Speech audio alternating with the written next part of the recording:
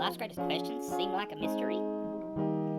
Well, we're probably going to talk about it here at Appalachian Liturgy. Important questions like, are you a Jedi or an Imperial? Is oatmeal actually a breakfast cereal?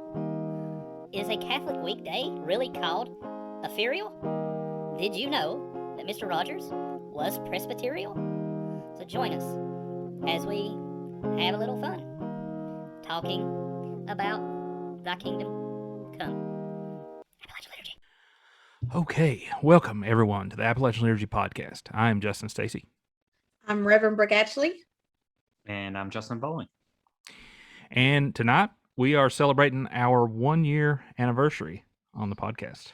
This So is, your birthday. I know. Did we I'm get a so cake? impressed. I'm so impressed, Stacey, that you didn't make us like wear hats and blow I thought about it. orange or something.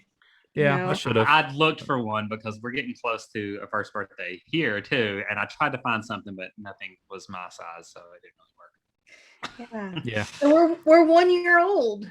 Yeah, we are 1 year old. Feels older than that for some reason. in a way, I think maybe. it's I think it's one of those things that feels like we've been doing it longer than that because I feel like we've gotten to know each other so well, but it also feels like we just started it the other day too. well, I think 2020 was just felt like a long year that, But yeah, I mean, I What think about when we first started talking about this, in the spring of 2020. around April or May 2020. Yeah. And that is when I had agreed to do it. And then we found out that Aaron was getting reappointed in a different state. And I was like, listen, y'all are just going to have to do this without me. I'm out. Like, I cannot do this. And y'all said, no, we'll wait. And then we had all the internet problems. I was about to say that was your internet fiasco. Yes, adventure. we moved from rural Southwest Virginia, right, into the middle of the Tri-Cities in Tennessee, and we could not get internet for like 8 months. You're like 30 feet from the hookup, and they're like, Yes, nope, it's impossible. It was awful. Like I can see it sitting right here. I can see where the junction box was, and they were like, "Nope, can't do it." Yeah, that was a interesting time for you all. I know. Well, I mean, and I feel like it's kind of a miracle that we even, one, got anything launched, but two, that we've survived a year. We survived a year. Yeah, it is crazy. I really didn't know what to expect. I felt like this is what we should do, and to me, this was a calling that I needed to implement in some form or fashion. But I didn't know what to expect. I didn't think that I was a very good public speaker, and I know that I've had some issues in terms of saying filler words, and I've tried to better myself over the past many podcasts, not saying and.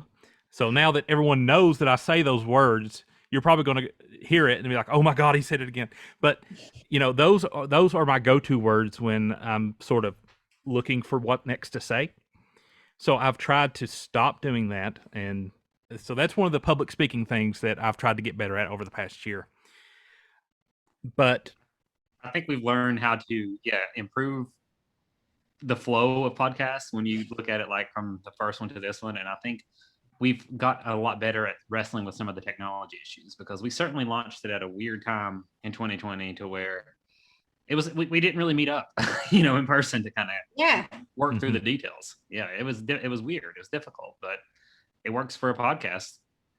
Yeah, I think you're so right. When we've gotten better. In fact, tonight I was serving a community meal, and I said, "Well, I've got to go. I'm going to be late, like recording podcasts." And one of the fellows goes, "Yeah, I've caught the last couple episodes," and I was like, "Yeah, we're doing our 1-year anniversary tonight."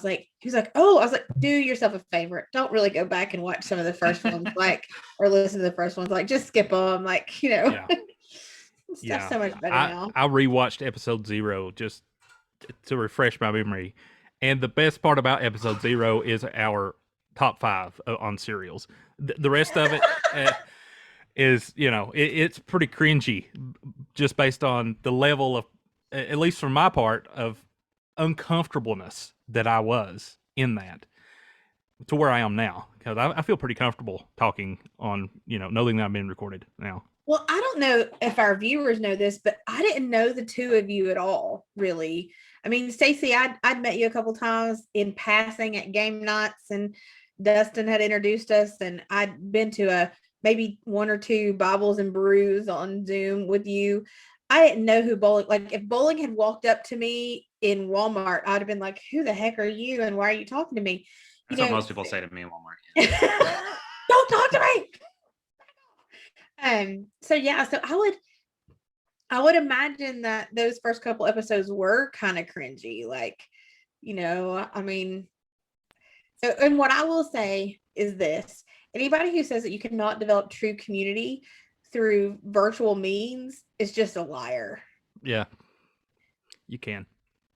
I mean, that doesn't mean I don't ever want to sit around a table and have dinner with you all, like that would be cool. But we haven't had, because of COVID, we really haven't been able to do that. I mean, we could do it now, but dang it, this is so convenient to be doing it from our own homes. And we've already discussed having a somewhat of a live showing at some point, maybe, at some point this year, maybe, or whatever, with an audience potentially. So it'll be our moms. Yes, it'll be our moms, but at the very least, we can meet there. Yes. Yeah. Yeah. But this is just so easily and comfortable to do at the comfort of our homes. There's no reason for us to switch it up and try to meet. No. Well, and I think about too, just the myriad of topics that we've covered. I mean, we launched this podcast in the most stressful year of, I think, collectively of people's lives, with the I mean, let's think about it. We had the pandemic going on, we had the presidential elections, we had all of the racial uprisings and the tensions and the riots, and I mean, it was a crazy tense time to get together and talk about anything. I mean, I'm surprised that we have people who still talk to us because of the stuff that we talked about. I mean, it was tough going. Yeah, and I think that's been really interesting, and like spiritually is something you can grow with, because like wrestling with those events in person with people is like a really important part of your spiritual growth, I feel like. But that's not something that everybody was kind of deprived of last year, but we were able to use a lot of this to kind of do that same type of thing and hopefully share it with others, because that's kind of the weird part about podcasts. It's like the intimate, close-knit conversations you have with people in person, but it's also not just in person. It's to, anybody else who happens to listen to it. So it's like a mix between in-person conversations and also like the public speaking stuff that you're talking about. It's a weird combo, but I think it was really an interesting venue to kind of wrestle with all that stuff from, each of our individual points of view. Right. And one of the things that Brooke mentioned before, that we kind of got to know each other in the Bible studies, the online Bible studies that we had done, and she had joined a few of those. That was kind of where I got the idea of, what, because it was mostly topical, that when we would do a Bible study, it would be a topic. So I was like, what, this would be a good format for a podcast. Like, we could just transition this into somewhat, a podcast that looks something like what we did in the Bible study. And that, so that's kind of where the idea came from for me, is those Bible studies. And those were always beneficial. Something you mentioned last week, Brooke, is that you were talking about how you didn't want the only time that you were opening scripture and reading scripture was for work. You felt you didn't want that. For me, I go through seasons with scripture. So I will go through a season where I'm in scripture a lot, reading a lot, and then I'll go through a season where I'm not even opening up the Bible unless it's Sunday at church or whatever. So for me, the podcast actually has helped with that, to where if I know that we're going to be talking about certain topics, and I know I have in the back of my mind, I know that Paul talks about this, or I know that there's something Jesus said about this. Now I'm opening up scripture. So it actually has helped me stay more engaged with scripture in the not Sundays than because I have been in somewhat of a season of not reading a lot of scripture. So for me, it's been a blessing, and it's helped me stay engaged in scripture. Yeah, I would definitely second a lot of that. I think everybody, if we're honest with ourselves, there's times even if you are still in scripture, it's harder at sometimes than it is at others. And yeah, I think there's definitely been some encouragement from you all to be more active in that for sure.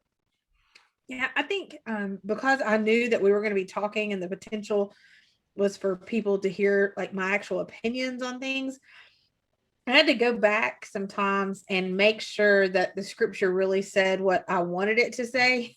Because I think we're really, you know what I mean? Like, you're on record, it's recorded. I know, right? Like people can play it back and hear what I said. And so I think we're really bad sometimes about just assuming that scripture says something because we feel so strongly about it. I mean, what I said to somebody the other day is there are a lot of things that I wish the scripture said, or I wish the scriptures didn't say, and so I really had to make sure that I did my homework, right? Like I wasn't just making stuff up or filling in the blanks. So that accountability was there.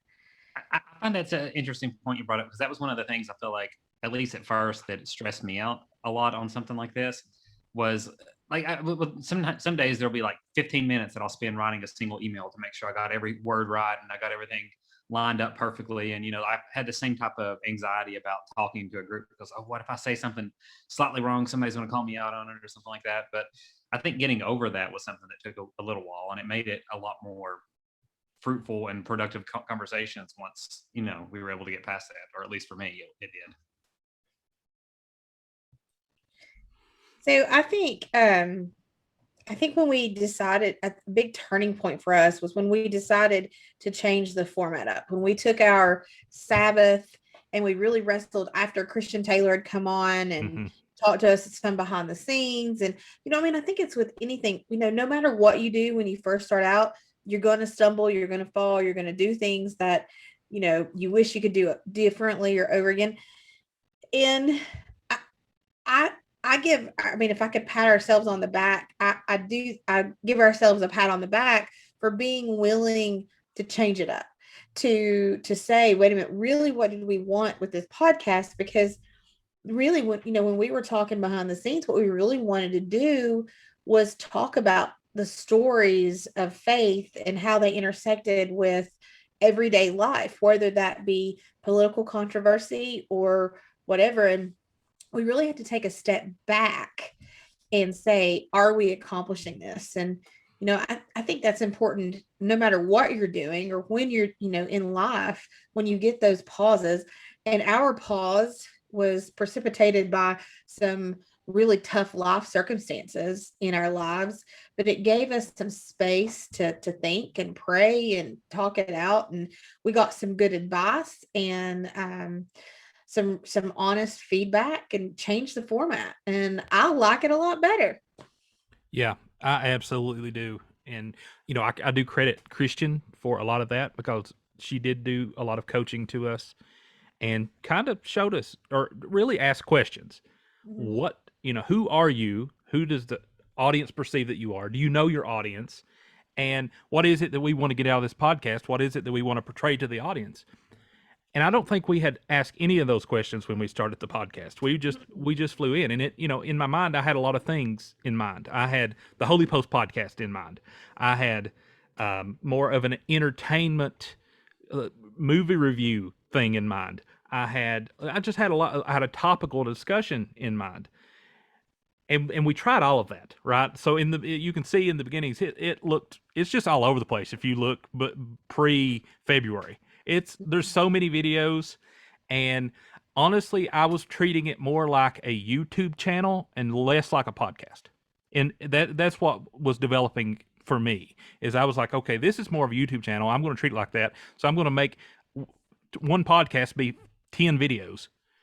And that's too much. I mean, number one, it's a lot of work, but number two, it's too much. And I actually had someone that's an avid listener call that out.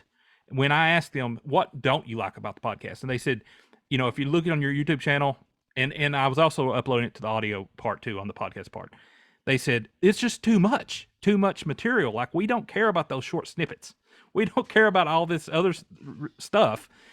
Give us the podcast. Yeah. And then we also got the comment, give us the podcast in more reasonable chunks, not this hour-plus long podcast.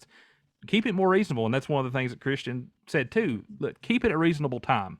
Because if for a podcast, you really, you don't need it to have it as long as a movie. And I think we had an hour and a half was probably our longest podcast. That's every bit as long as a movie. So Absolutely. We can't expect people to listen to that entire thing. I can't go back and listen to that entire thing. I don't want to listen. No. So it's funny, it's funny when you talk about your expectations and what you had in mind, because I remember Aaron asking me, so you're going to do this? I'm like, yeah. And what are you going to do? I was like, I don't know. He just asked me to come on and I'm going to talk. And Aaron goes, well, Lord knows you can do that. Like, what? It's like, thanks. I think. Yeah. So, but I think we had our net cast too wide. Yeah, we did. First. We wanted. We had a lot of goals in mind, and we weren't focused on something. And once we were able to kind of narrow down to what we really thought was important. So what I'm hearing us all say is that we need to give a big thank you to our listeners that stuck with us.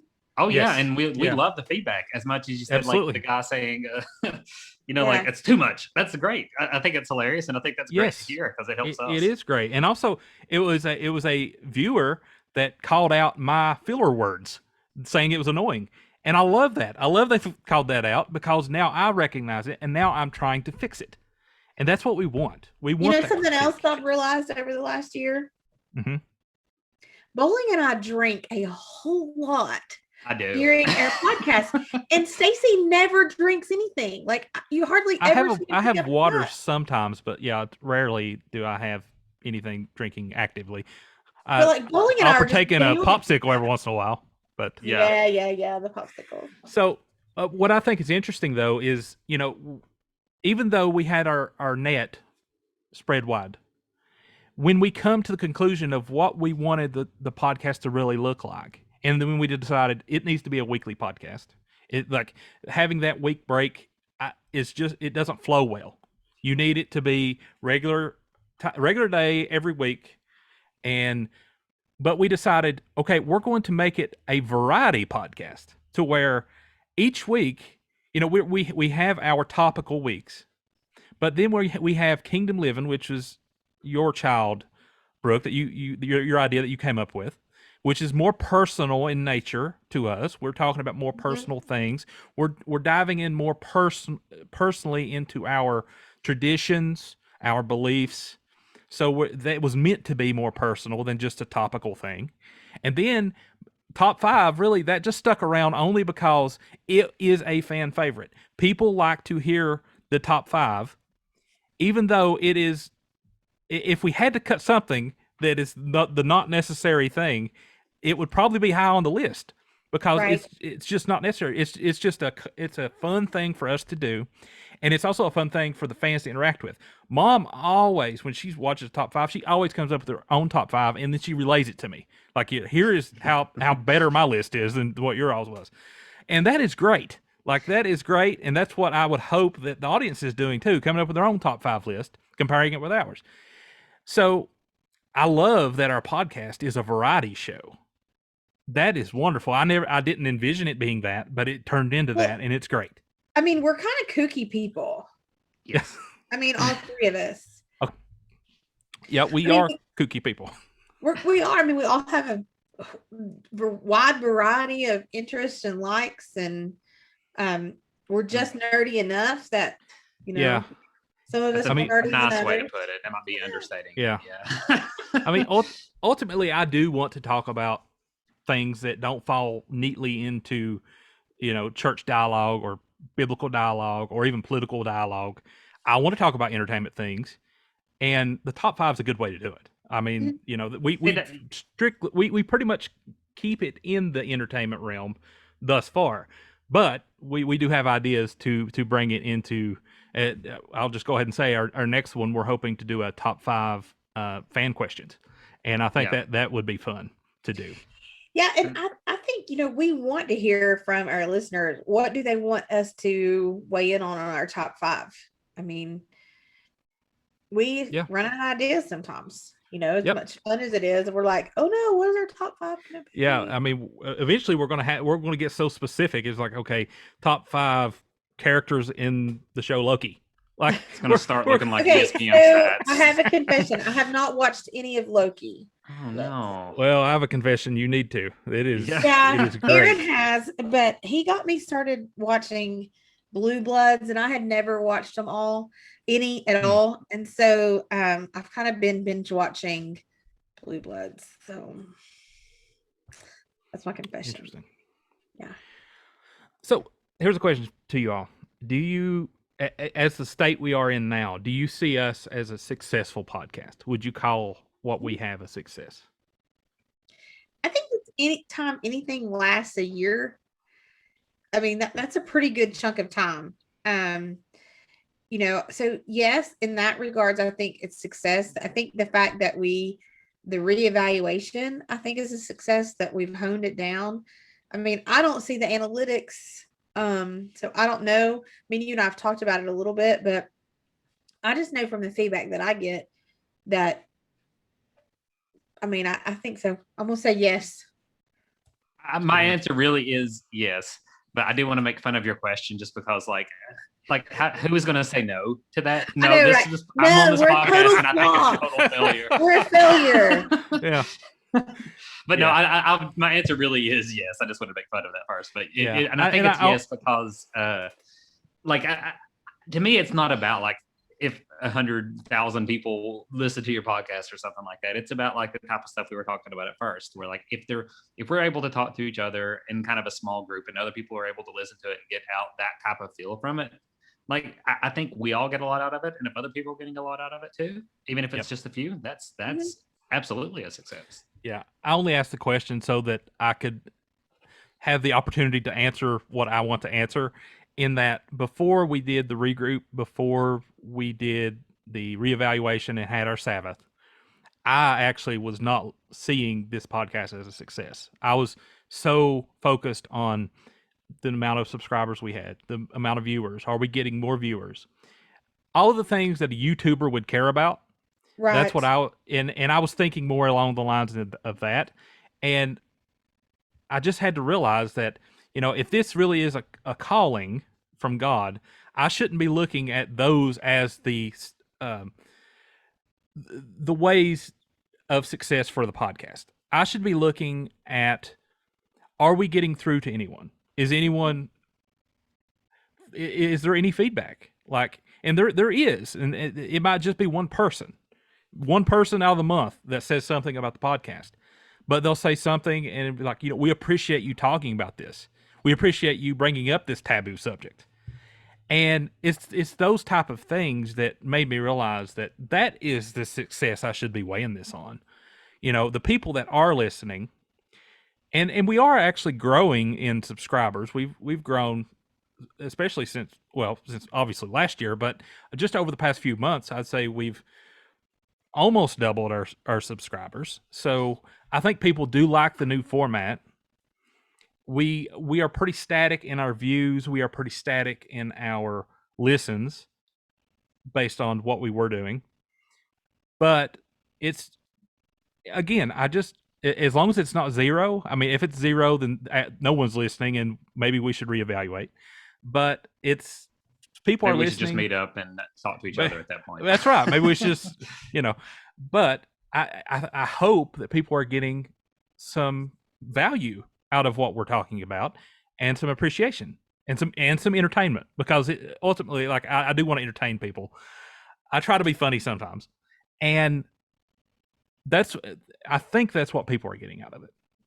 So I do look at it as success, but my mindset before we had our Sabbath, I did not see it as a success. What you're saying is we still need people to share our stuff and go and subscribe. We still need likes. We still need comments. We still need subscriptions. on YouTube, hit the little bell notification. It would be wonderful if you got notified when we actually upload a video. We're on any of the podcast apps. Subscribe there. Like AppalachianLiturgy.com. We are on all the big everywhere. We are everywhere. We even have t-shirts if you would like a t-shirt. So we have all of these things. And again, this obviously last year I hadn't dreamed of doing a t-shirt or anything like that, but I was like, why not? We have the resources to do it, and it was actually pretty easy to do it with Teespring. So yeah, I definitely look at us as a success. How do you see us a year from now? So when we're the 2-year anniversary, what do you think our goals are for this year? Ooh. Are we still together in a year? Well, I can't imagine that we wouldn't be if we survived this year. Yeah, and then next year should be a breeze comparatively. That's true. That is true. But I do think, what would make it easier on us, I think, is to hear what people want to hear us talk about. Yeah. I mean, I don't want it to become so insular that it's just the topics that the three of us are interested in. Like, I welcome the challenge of somebody saying, hey, I'd like to hear the three of you talk on XYZ, Yeah. I'm hoping that the questions that I get will kind of spawn some topics as well. That's my hope. Yeah. Sure, y'all had a rough night with the little one. And speaking of that, yeah, we've had some pretty big changes during the year. You got a little one living with you now. Yeah, I mean, I think back for 2020. Aaron changed churches. We moved to a different state. We had a little one be born and be in the NICU for 90 some days and then come to live with us. I mean, I'm in the middle of changing positions and jobs. I left one ministry position for, took a leave of absence and then had to leave. I mean, it's just crazy. You all had an addition too, bowling. We did. Yeah. We had girl number 4 join this past September. That's a 1 year that we're getting close to for her. And yeah, my wife switched jobs during the year last year too. So we had a pretty eventful year. Not quite yours, but still eventful. I'm okay with that. Pandemic. Well, my eventful year, I think I got 2 new cats, and that's it's an adjustment. Yeah, and I got some LED lights here. See right there. Yeah, you get the award for changing your backdrop, upgrading your backdrop. Mine just changed throughout the year, depending on wherever it was. I had internet service, wherever. Yeah, I moved from the basement to the office. I think the office looks a little bit better in the background instead of pops hanging on the wall. Yeah.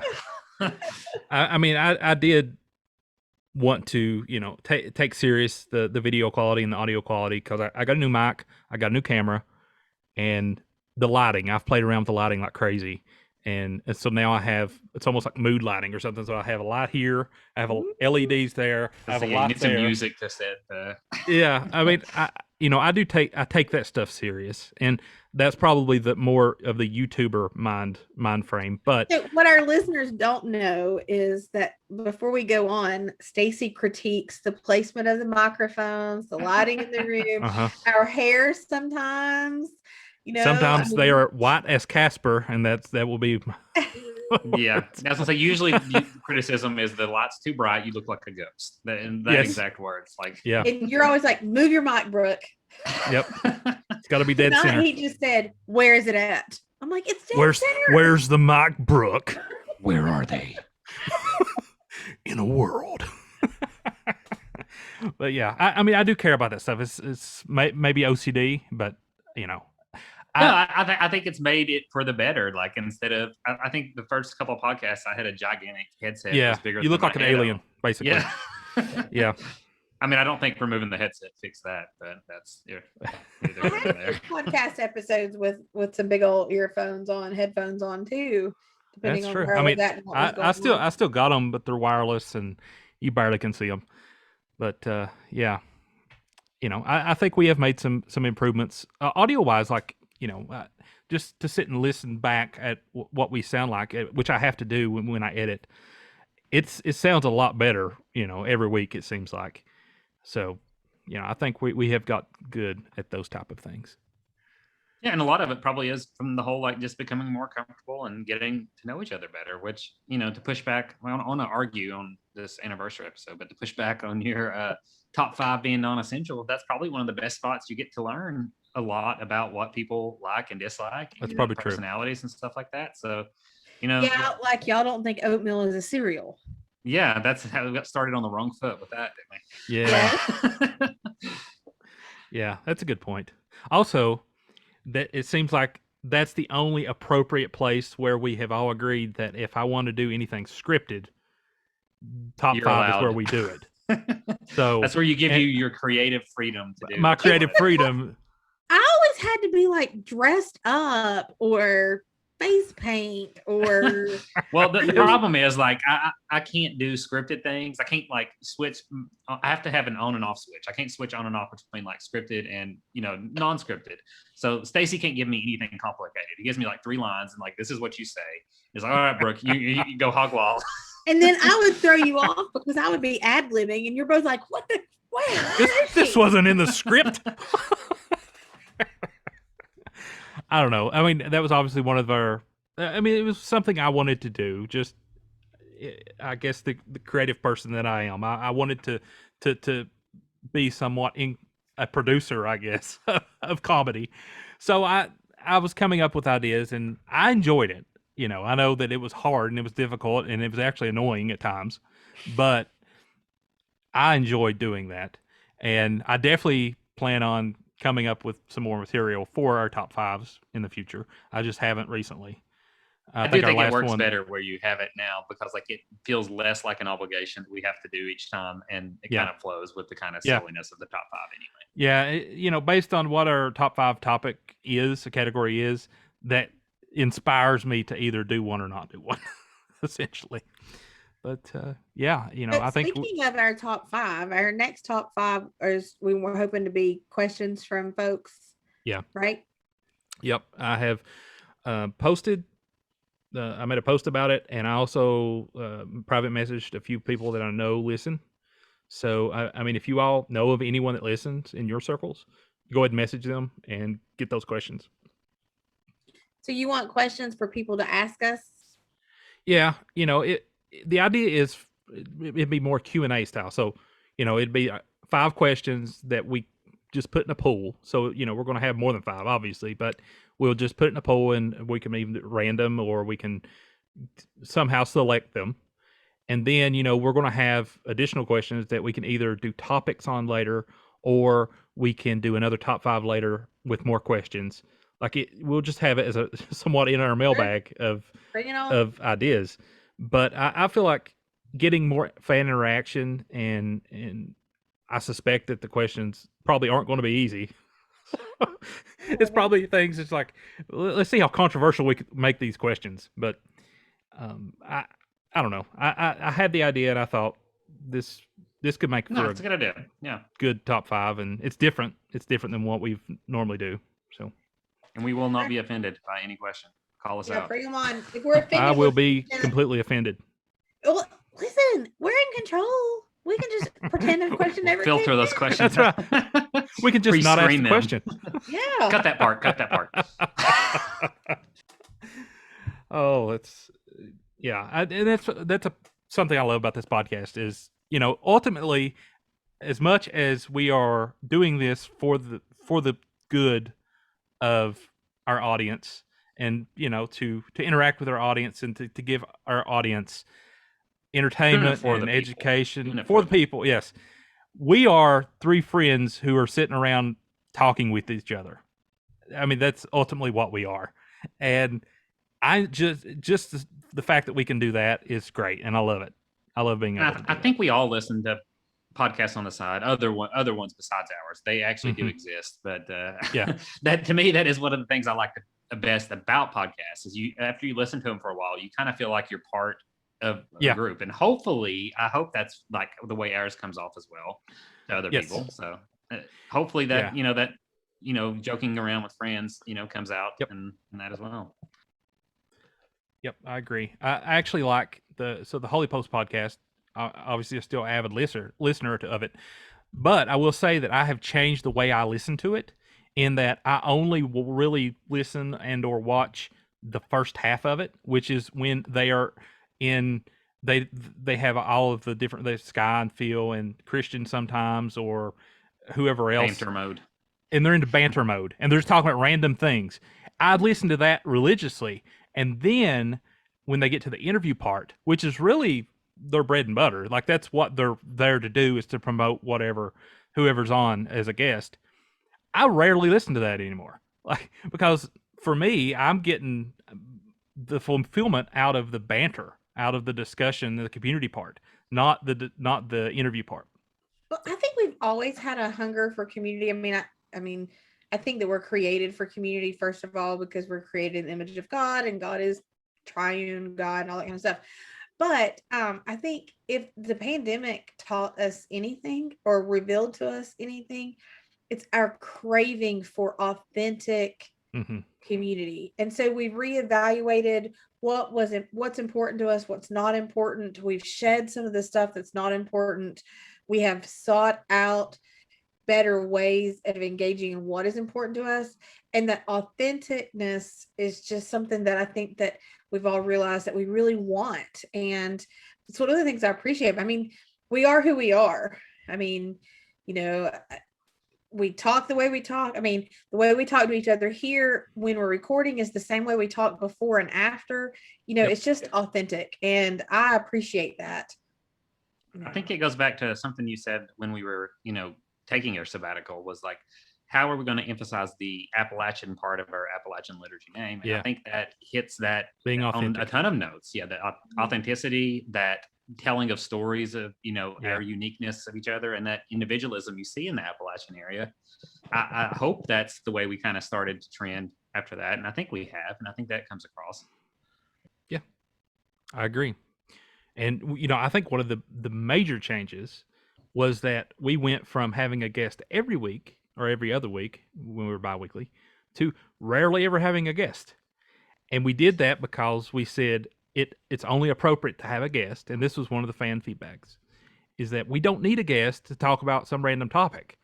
We only need a guest when it makes sense to have the guest, and when it's something related to them or the topic that they care about, i.e. what we did with Dustin Keith. We brought him on because this was the topic that he chose wanting us to talk about. And I felt like it's very appropriate to have him on to talk about that in school prayer.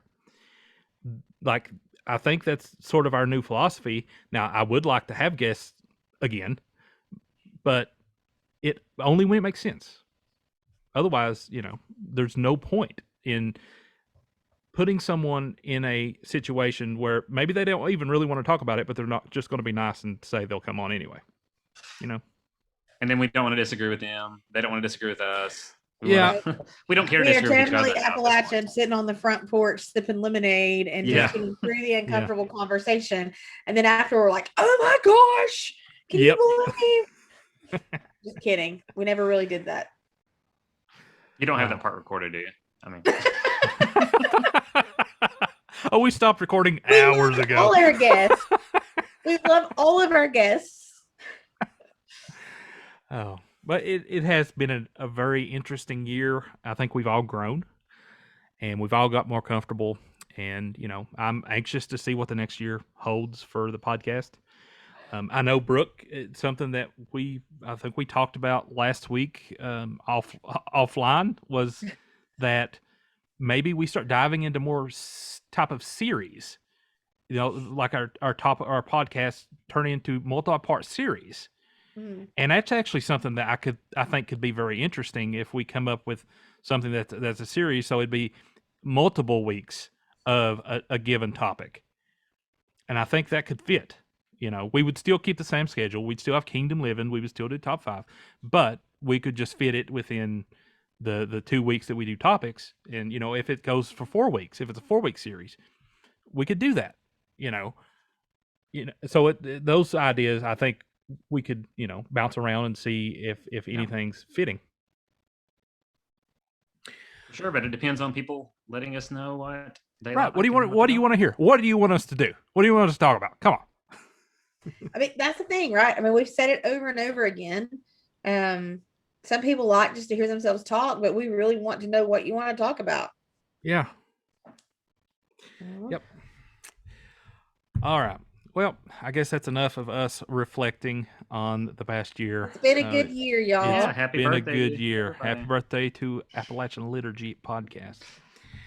Thanks everyone for tuning in. Peace be to you and have a good night.